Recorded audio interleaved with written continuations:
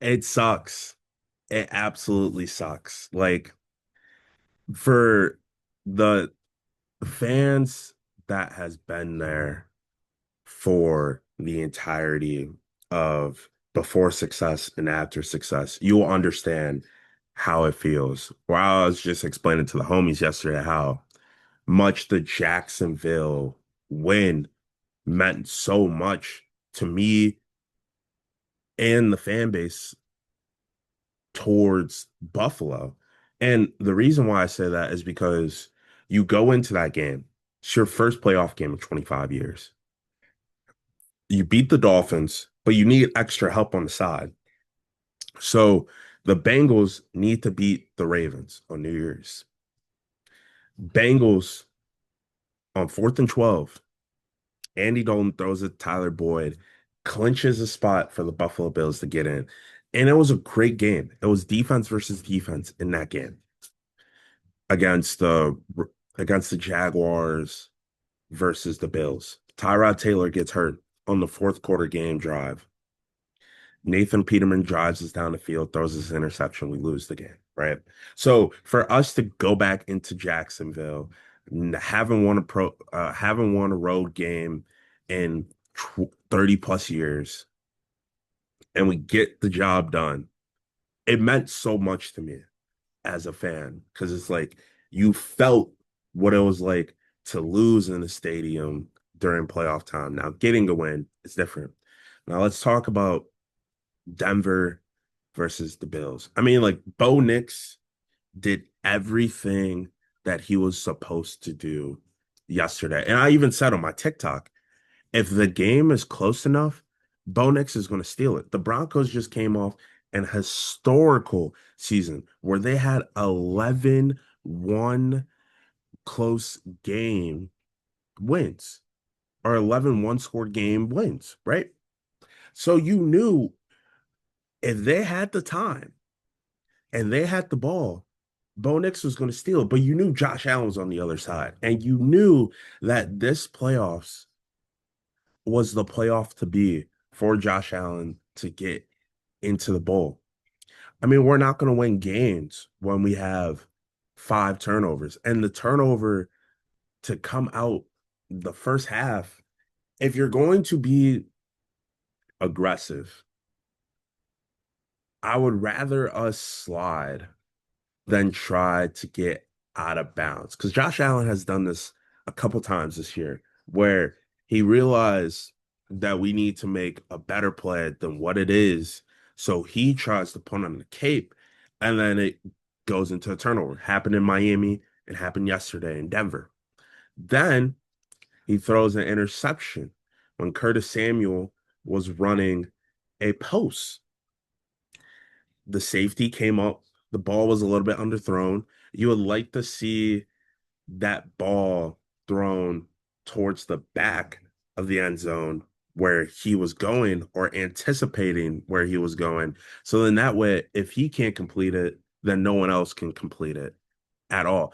I'm not putting the blame on the referees as much as I'm putting the blame on the turnovers because James Cook, we're driving down the field, could have gone up by 11. James Cook fumbles the ball. Denver comes all the way down, scores a touchdown. They were converting points off of our turnovers towards the end of the game. Dawson Knox wide open. Josh Allen overthrows him. That could have been a game-winning touchdown. So I say all this to say that I really think we I think we missed on Keon Coleman. Keon Coleman made a great play, but I just don't think he's wide receiver one for this offense.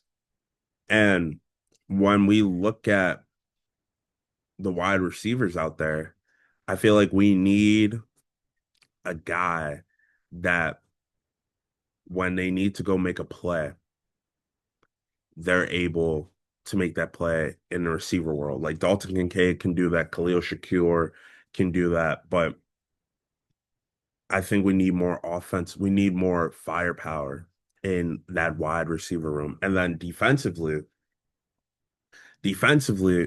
it's the same problem every year. It's our secondary. It's our secondary. And I hated that we always draft a surplus of edge rushers every year, even though they have played good football and they have made plays when it matters. But when you don't have guys in the secondary to run the coverages that you want to run or the disguise that you want to put it in, it's hard for them to hold their ground. Tre'Davious White gets injured. What's the first thing Sean Payton and Bo Nix do? They attack their backup. Touchdown. Same thing happened again. You attack the backup. Touchdown. Then with let's talk about the penalties. I think when you're going up for the ball and your knee is down, that solidifies a catch for me. But I understood what they were saying that through the ground, he didn't receive full possession, but Macmillan did. Excuse me.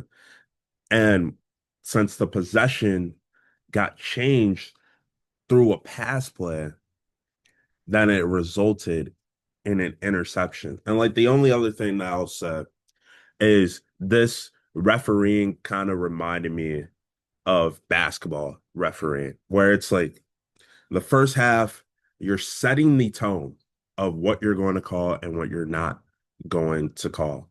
So on that throw to Brandon Cooks, when Riley Moss was guarding him and Riley Moss was holding him, preventing him to make an attempt to catch a catchable ball, they didn't call that, right?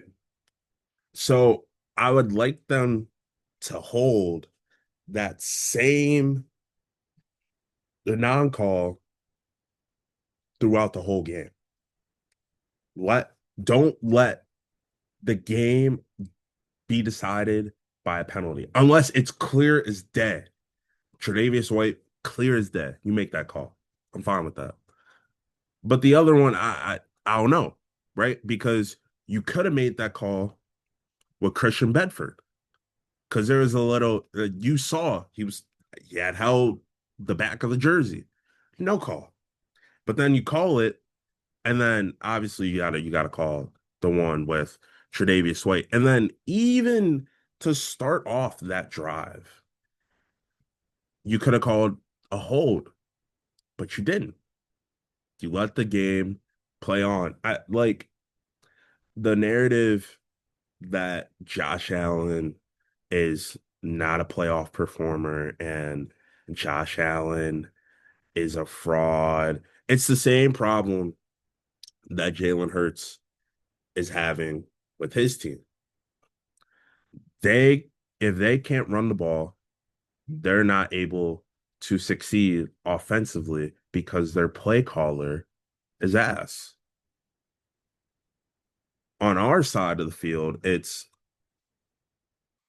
when that pressure got to us and Josh Allen felt like he needed to make a play, that's when those turnovers occurred. But other than that,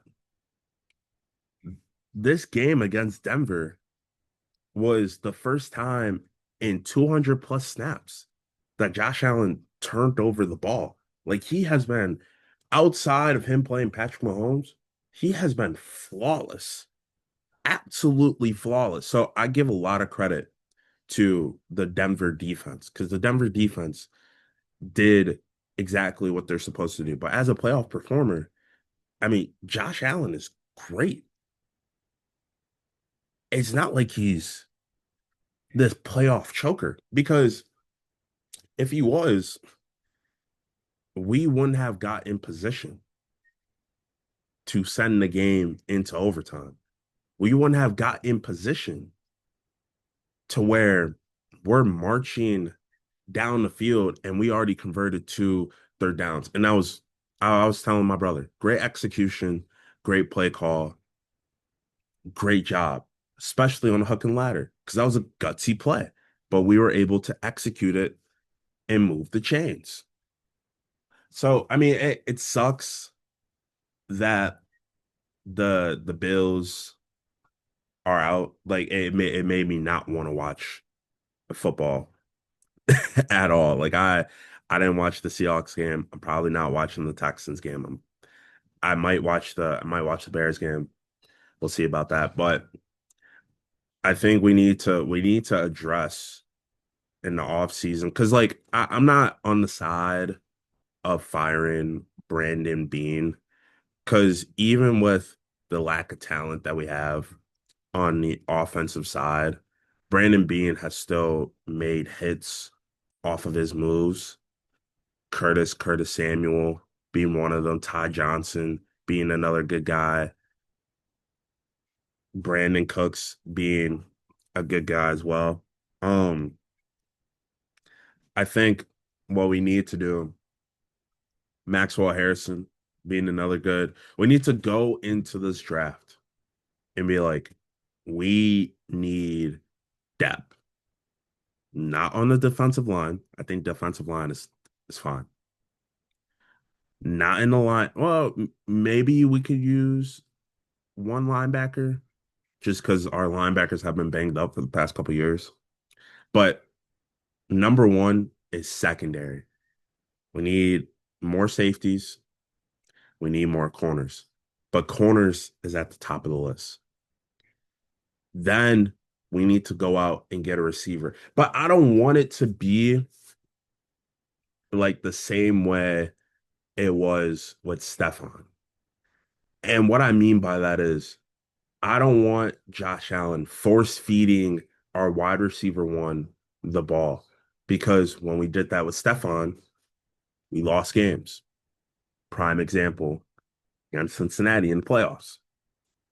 So when it's like that, I don't want a guy complaining every game that he hasn't gotten the ball and the offense hasn't looked good and it's taking a step back. But then when we give him opportunities, the opportunities aren't there. Like we need to go get a guy who you go make a play. And if I can't give it to you because you're not open in that play, but someone else is, you're still going to be like, good job. Now let's go win this game. That's the guy that we need in our receiving core. And then offensive line, I mean, like Alec Anderson, again, did everything he could. And he stepped up again in a big way. It's just if we were erase those five turnovers, because I believe they scored 17 points off of those turnovers. You erase all those turnovers, it's a brand new ball game.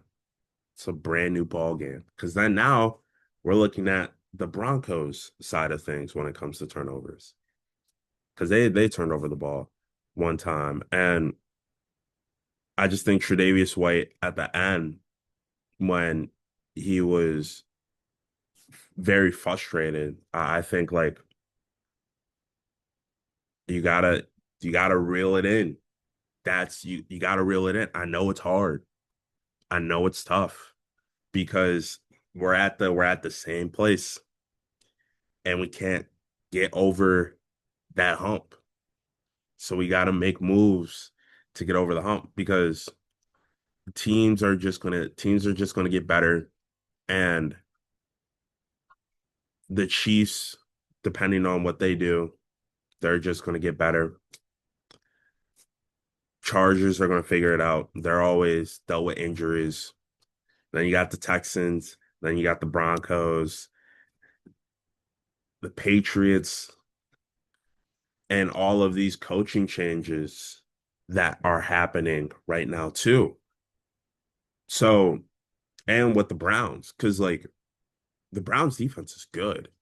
They just got to fix offense. And I'm not saying they could go out and win playoff games, but they can become a more competitive team. And it's just hard to really be like, okay, like what can we do? You saw what we need to do. We need to have receivers. We need to have more corners.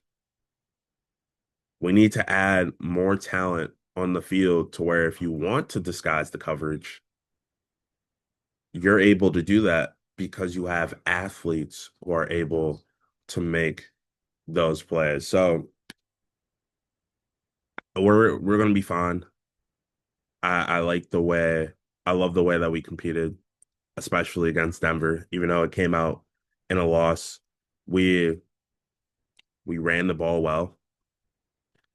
Passing wise, we utilize what their weaknesses were, which was that inside.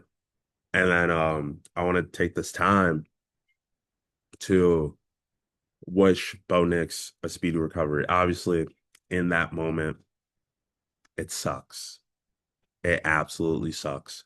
So I wish him a speedy recovery, and I wish them the best of luck going forward. Because obviously, like that is so much to deal with at this point in time where you're one game away from the Super Bowl. So speedy recovery, prayers up to Bo Nix and his family. But yeah, we gotta go out. We gotta go out and get talent.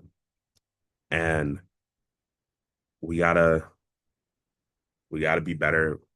We gotta be better equipped for games like this. So it was fun. I'm always gonna be Bills, ride or die, man. Ride or die. Can't wait for next season. Can't wait for the off season. Brandon Beane, the clock starts now. Let's start making moves.